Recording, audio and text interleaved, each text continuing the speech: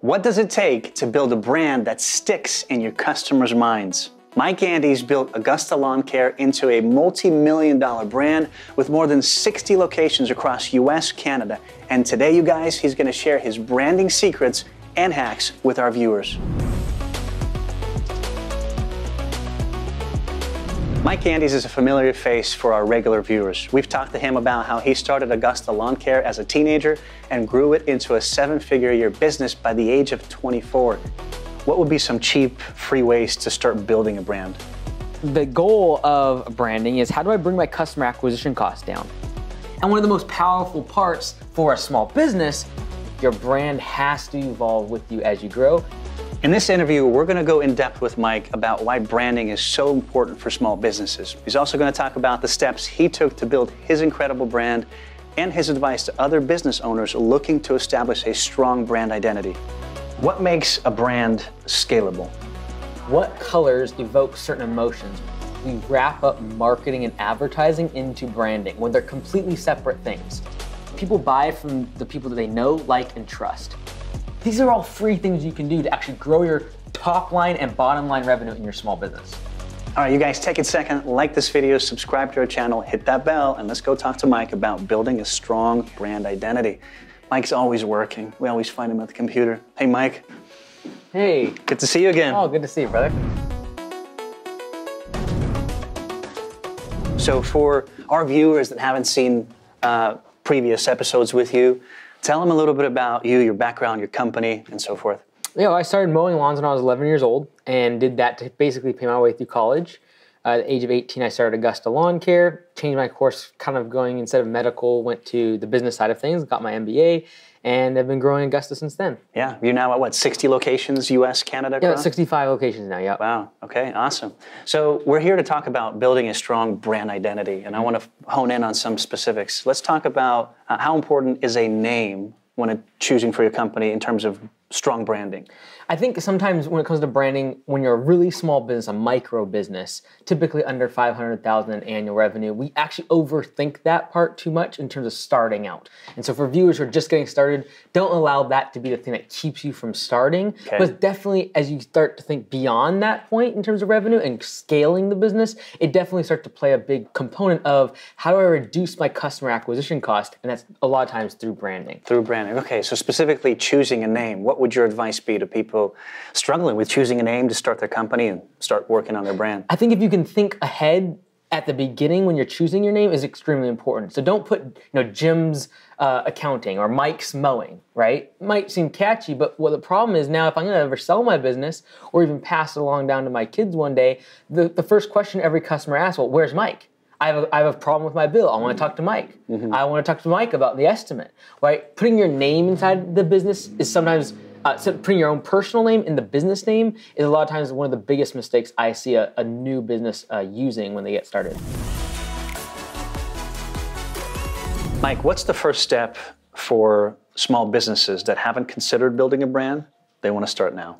I think a good exercise is to actually walk through how a customer is going to interact with your brand. So whether you are online or you're in person, is like, if I was a customer, what does it look like when I show up at my website? What does it look like when or feel like when I give a call into my call center? What does it feel like when I get a job accepted?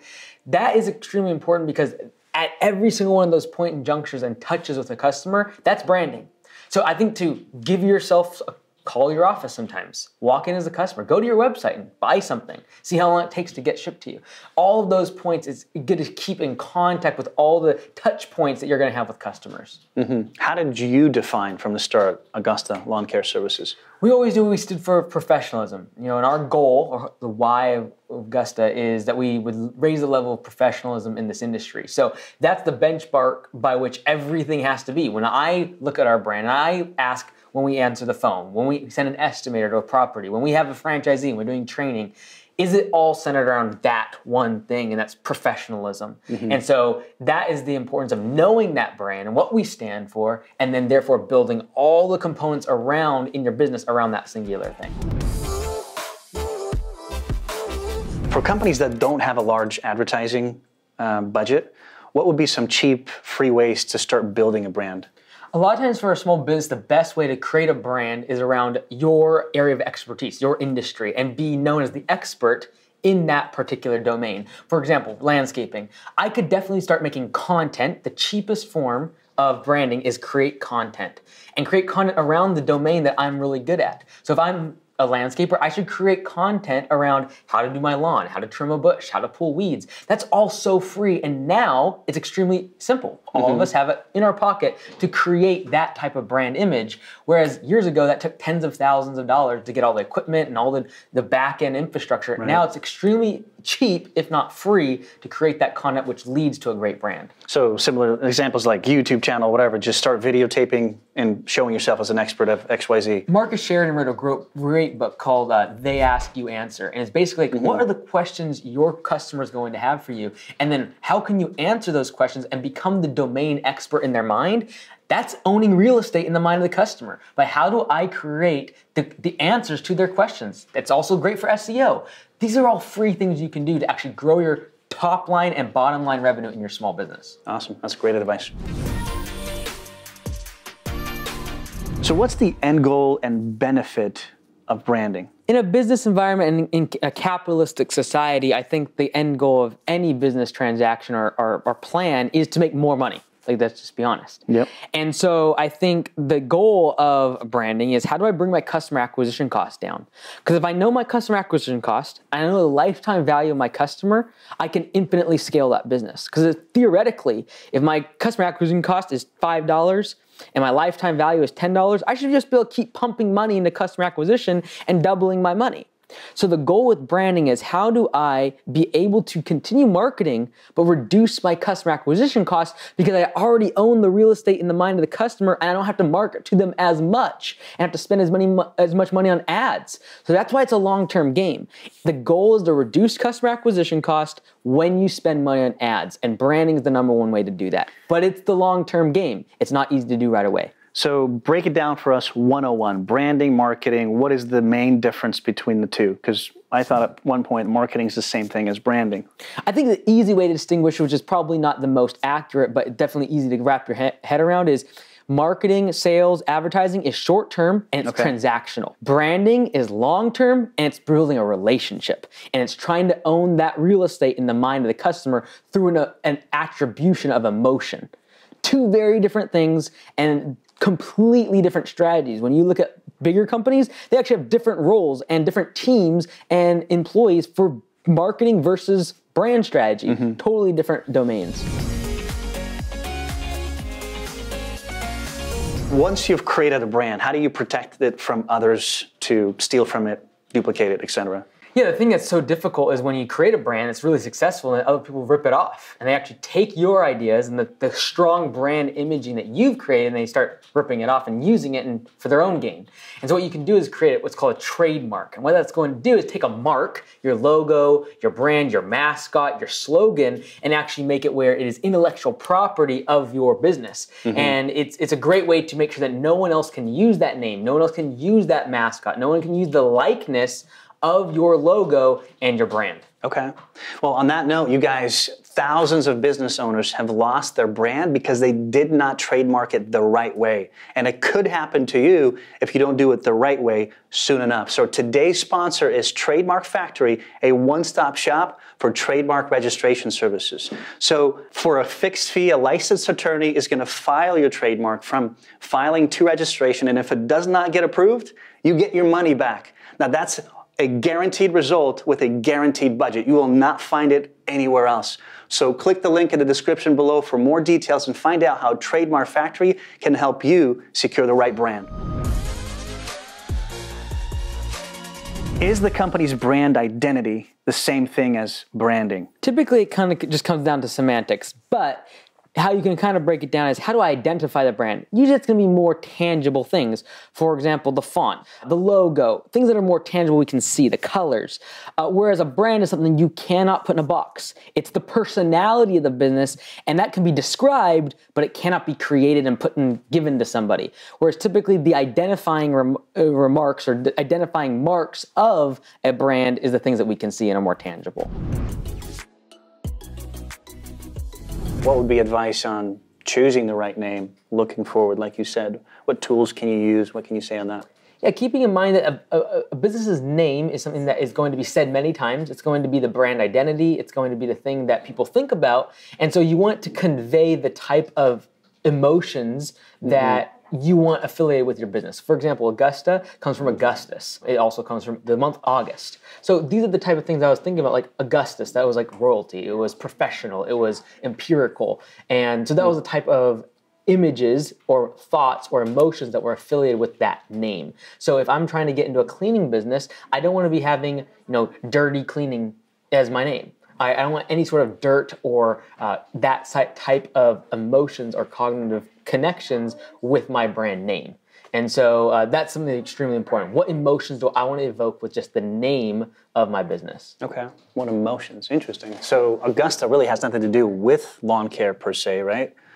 Yeah, a couple things. So that doesn't matter? It doesn't have to associate itself with the service you provide or anything like that? There's two things, right? Like I mentioned about August, it really comes from Augustus in terms of like Roman, that kind of empirical, but also Augusta has a lot of affiliations with Augusta National, which is a golf course in Georgia where they play the Masters, the professional golf tournament. And so when people watch that, a lot of times non-golfers will watch that tournament because it's beautiful. The rolling green hills, the beautiful manicured lawns and bushes and plants.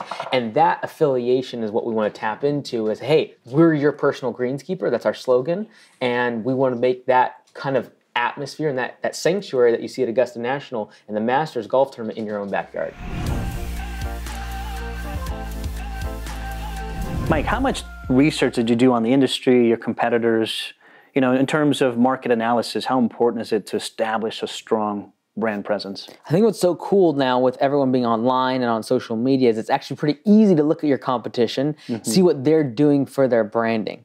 And I think the main point of emphasis I would make is what brand is your sort of idealistic or where you're shooting for in terms of size of business, in terms of scope, in terms of their geographical location? Where do you want to be? What do you aspire to be? Look at those brands. Don't compare yourself to your competition locally if you're trying to go national. Don't compare yourself to a different industry when you're in a completely different segment of the population.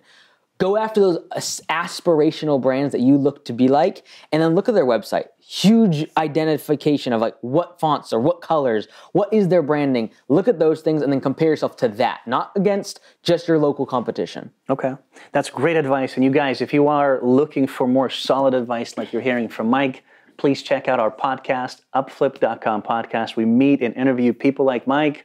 We dive in, we ask more concrete, specific questions, all for you. So check it out, upflip.com/podcast. So lots of people talk about the importance of brand, but what is branding? What makes up a company's brand? I think a lot of times we think about a logo, we think about colors, we think about the name of the business, but really a brand and branding is all of that combined, everything. It's the intangibles as well. I can't give you a brand. I might give you a piece or an element of a brand, but I am not going to be able to give you a physical object. It's the emotions that are invoked by having a brand. And one of the most powerful parts for a small business, and something we so often forget, is that each of us have a personal brand. It's one of the most powerful things you can do for your business is grow your personal brand to expand your business. Okay, well, why don't we elaborate on that later on in the video and leave that with you guys as a hack, so keep on watching.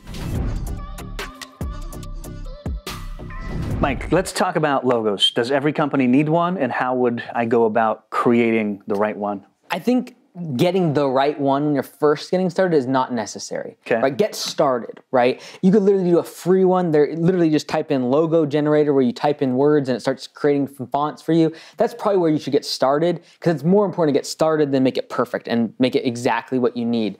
But it is extremely important. You must have one. And I think it's just be flexible because as your business grows, you're going to learn a lot about your business, about what you want your brand identity to be. And probably the most important part of brand identity, again, a tangible thing that I can see, is your logo. And then as far as hiring professionals, would you go that route? And if so, who would you use? A great starting point is something online like freelancer.com, 99 Designs. These are all online marketplaces where you can hire people all around the world that are designers and good at Photoshop and all the rest of it. I think if you wanted to take it to the next level, you potentially could have a team and do something more local, but they're just so much online that you get these great skilled designers and people with Photoshop to be able to create your logo, and have contests where you have literally 50 or 100 different options and you choose the best one. Where do you see other businesses failing when it comes to their branding? I think a lot of times we wrap up marketing and advertising into branding when they're completely separate things, especially when it comes to small businesses, because most small businesses should, when they're first getting started, focus on direct marketing and sales and advertising. Those are not branding. Now, they might use components of your brand, like your logo and your colors, but a brand is an emotion. There's no thing. A brand is not an object.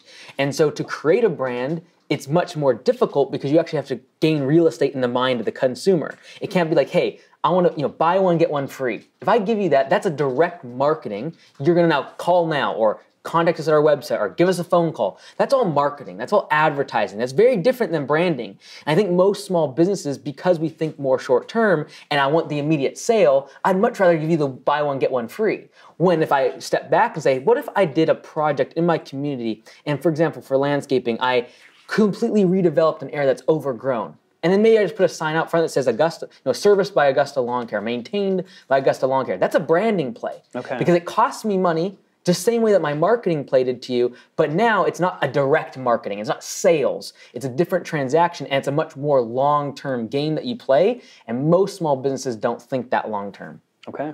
You guys, if you are enjoying this video, please support our channel and Mike by liking, commenting, and hitting that bell.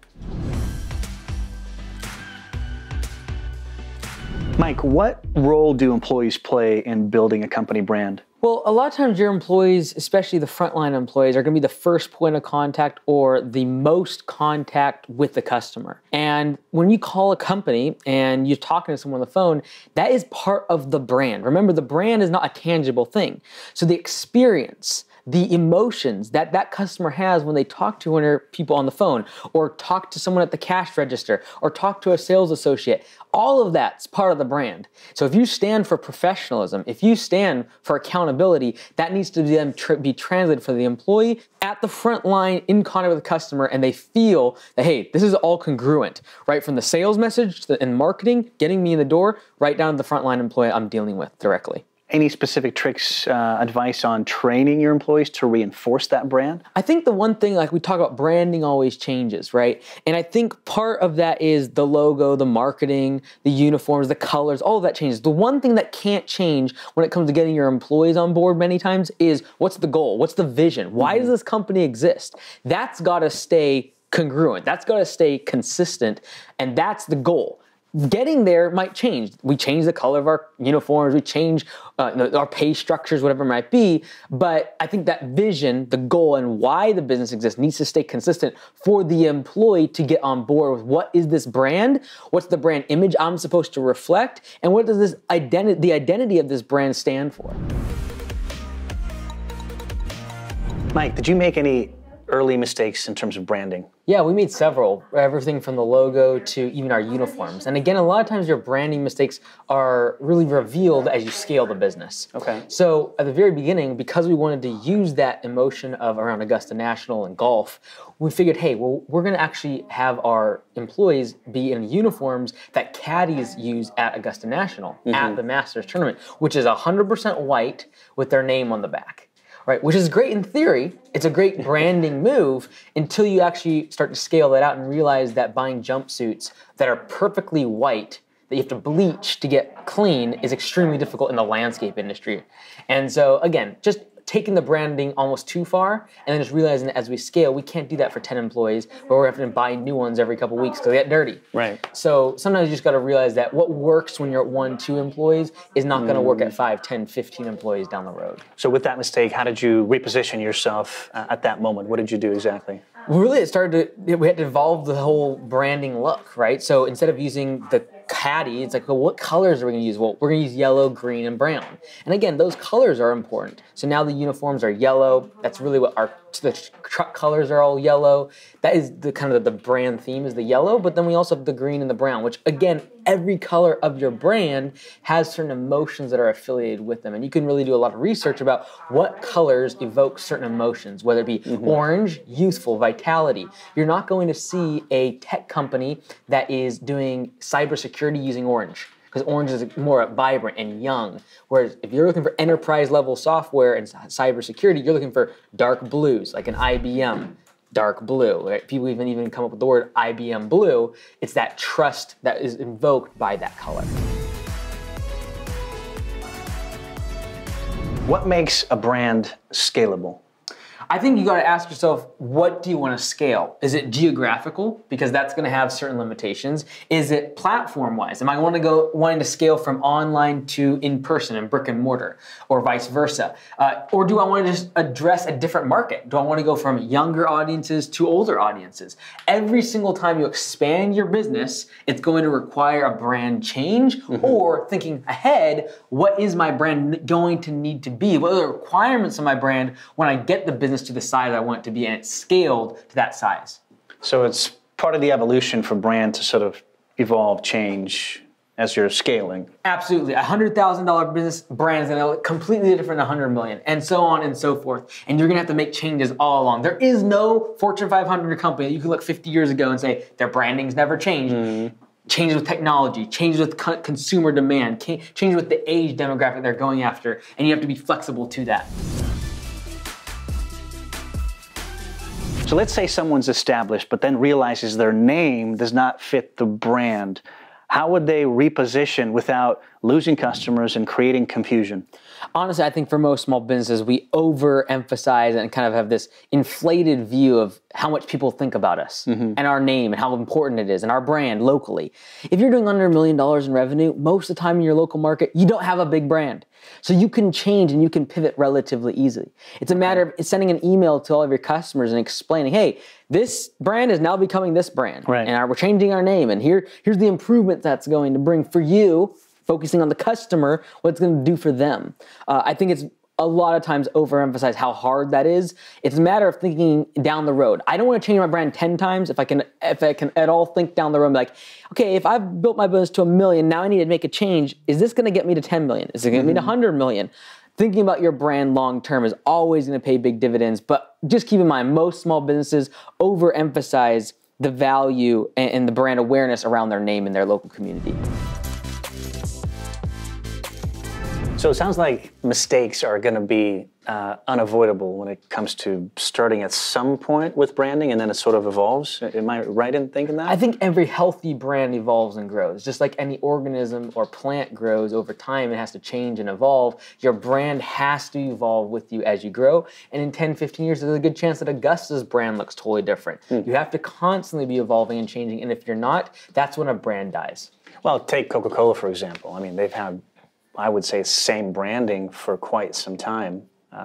I'm just thinking what we could say to that versus you saying it could evolve. You know, it's an interesting topic. Well, even like Starbucks, for example, you take a brand that all of us know so well, but yet constantly they are always changing, whether it be their subscription model, whether it be their loyalty program, whether it be the different types of things they're standing for from a social standpoint.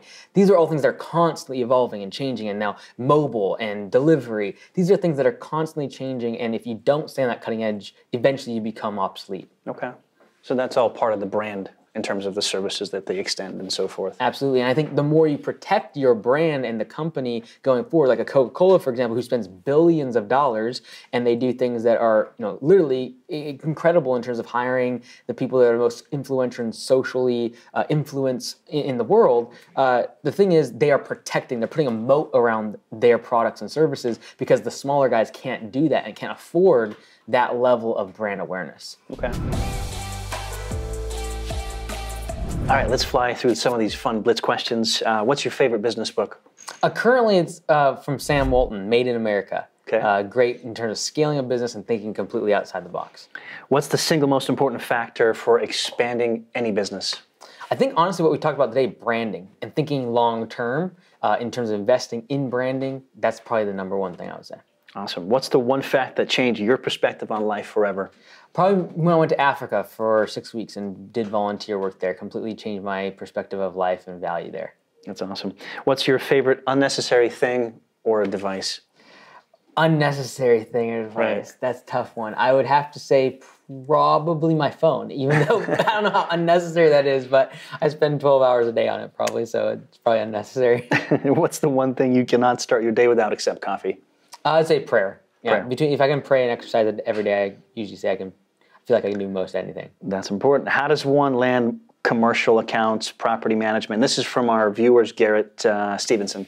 I would say definitely thinking again in terms of your brand is like, is my brand congruent with a commercial account, which is going to be looking for that level of professionalism, looking for someone to take things off their plate, and typically your buyer is a property manager, not an individual residential customer. Okay, awesome. What are your plans for the next 5 to 10 years? This is from Mahad. Yeah, we want to just keep growing the number of locations for Augusta. By doing so, having the impact more on the industry. We'd like to get over 500 locations for Augusta Lawn Care. Within what time frame? Let's give it 3 years. Our goal is to get over 1,000 at least, though, and then maybe one day take it public, but we'll see about that. Wow, nice. Okay, last but not least, from Adrian Walker, best part of being a business owner? I would definitely say the impact that you get to have on other people, whether that be employees or, in our case, franchisees, and seeing the difference that you have the potential to make on their life is pretty amazing. That's awesome. What are the crucial components of a company brand? I think the number one thing you got to realize is that brand has to create a relationship with the customer or the end user or whoever you're trying to make that brand relevant to. And so people buy from the people that they know, like, and trust. So a brand needs to bring you closer to a trusting, liking, and knowing relationship with the customer. Okay. And in terms of building a brand, how long do you expect to build one? Can you give us advice on building it quickly, if that's even a reality, or what can you say on that? I think for small businesses that are trying to grow in their infancy stage, getting to $100,000 a year in revenue, for example, it's going to be direct marketing. It's going to be an offer. It's going to be more sales driven. As time goes on, it evolves into more branding. You can spend money on a billboard or in a campaign that's really about demonstrating professionalism. For example, with Augusta Lawn Care, if I make a video and it's about professionalism, I'm not going to get a direct, call now. It's not about that. It's about how do I project myself as the professional, and that's a long-term game. Okay. So more likely it's going to be a long-term game. Absolutely. I think in the short term, it's a matter of I'm committed to the long term, but in the short term, I've got to get sales and I've got to drive revenue. So I might allocate 50% of my budget towards direct marketing, getting the sale, making an offer, and the other 50% to creating content, to doing local acts of service that produce the brand image that I want. Awesome. Has your approach to branding changed since you started the franchising operation? Yeah, like as you grow a business, especially if you start moving outside your local area, it is a challenge sometimes to make your brand work in all markets. Right? So as we've grown and expanded the business, we have to realize that when we put a picture up on social media, it needs to work in everything from Ontario, where it snows for 6 months out of the year, all the way down to Texas and Florida, where they don't see snow ever. And so it becomes more and more of a challenge as you grow your business geographically to make sure your brand is consistent. And that's the hard part when you come to franchising, is how do we make it where when someone walks in the door of our business, that they have the same experience, the same brand, the same identity is consistent throughout every location. That's the difficult part about scaling with multiple locations and geographical, a much larger reach. Can you give us one clear example on how you personally dealt with that in terms of other locations versus Bellingham and what changes you had to make? Yeah, for us, a big brand identity or mark that people think about is our yellow trucks with the decals on the side. It has Max, our mascot, has the big logo and all on the side of the truck. And at first, it was difficult because sometimes they can't find a local printer that can do the exact designs that we want. So we had to eventually find a printer that could ship out those decals for the truck. We had to make sure that we standardize the color. We couldn't just say, hey, paint your truck yellow. What is the code? Well, can I give you a color sample? That needs to be consistent across every truck, every location, so if I move from here to Texas, it looks the same. And so we had to make sure that we had those things in place in terms of color and the decals for the trucks, because that was a big brand identification mark that we had to really solidify across the system. This is the hack, you guys. Let's go into it. Yeah, so I think the number one thing you got to remember when it comes to branding is, yes, we want to build our business's brand, but the thing that we all have is our personal brand, your name, your likeness, your face. As much as you might not like it, it's your personal brand. And that will follow you past the type of industry that you serve, whether you're trying to do philanthropic or business-related type of awareness campaigns. Like, people buy and give to the people they know, like, and trust. So build that personal brand, give content and value to the people you want to reach, and then down the road, you might change to a different business, change to a different cause that you're trying to support, and you can channel that attention, because attention is the thing you're after, channel that towards whatever campaign you're trying to push people towards. This is awesome. Thank you. How do we identify and adjust any flaws in our brand identity? Yeah, well, if you look at an example, I think the number one thing as small business owners is we have the ability to look at larger businesses and what they're doing. You look at Facebook, for example, right now. They identified a flaw in their branding, which is they have no privacy. They're politically skewed. There's people that you can hack into their system. Amen to that. And so they change it to Meta, just the name, the brand of it's trying to change. And I think for small businesses, we don't have the luxury of having media people talking about us and did very quickly be able to identify what is the perception of our brand. What we can do is talk to friends, talk to family, talk to existing customers, create a focus group. You can actually go hire focus groups to look at your branding and ask them, hey, where are the flaws? What do you think of when you see my logo? What do you think of when you see our colors and our uniforms and our website? Where are the flaws? Being open to that advice and then making appropriate changes to change those perceptions. Because remember, it's not a physical product. These are emotions that sometimes you got to ask people outside, third parties, to identify the flaws in that brand image. Yeah, focus groups can do a lot, I heard. So, absolutely. Have you personally gone through some focus groups, and how did you use them? I think the thing that you also are keeping your attuned to is what are other competition? What are people saying about your brand? Do people like, for example, us?